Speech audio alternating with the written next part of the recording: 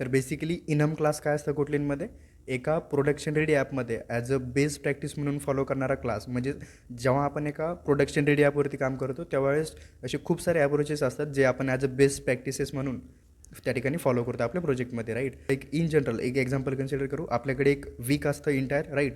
आणि त्या वीकमध्ये आपल्याकडे 7 डेज असतात, डिफरंट 7 डेज असतात. बट द थिंग इज की त्या 7 डेज, ते जे पण डेज आहेत बेसिकली एका वीकमध्ये, ते फिक्स आहेत. म्हणजे ते चेंज नाही होऊ शकत इन द सेन्स की त्यामध्ये दुसरा आणखी एक डे ॲड ऑन होऊ शकत नाही, राईट.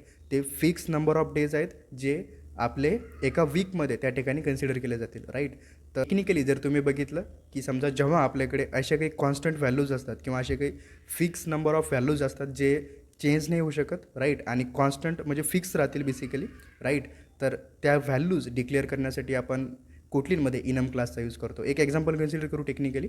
एक्झाम्पलच्या मना थोडं जस्ट लाईक जास्त क्लॅरिटी येऊन जाते, राईट. आपल्याकडे युजरचं स्टेटस असतं, राईट. आता युजरचं स्टेटस हे मेनली 3 डिफरंट फॅक्टरमध्ये डिवाईड करतो आपण. एक म्हणजे युजर एक तर ॲक्टिव्ह असू शकतं, दुसरा म्हणजे युजर एक तर जस्ट लाईक इनॲक्टिव्ह असू शकतं, आणि तिसरा म्हणजे ॲडमिनच्या ॲटना युजर त्या ठिकाणी ब्लॉक झाला असेल, राईट. तर बेसिकली द थिंग इज की युजरचं जे पण स्टेटस असेल ते 3 फील्डमधून फक्त डिफाईन होऊ शकतं, आणि ते दुसरं जे पण एखादे नवीन फील्ड असेल म्हणजे दुसरं युजरचं जे पण स्टेटस असेल त्या ठिकाणी ॲड ऑन होऊ शकत नाही, राईट. म्हणजे युजरचं जे पण स्टेटस आहे मेनली ते 3च राहू शकतात. आता त्यामधून कोणती तरी एक स्टेटस त्या ठिकाणी युजरचं राहील, राईट.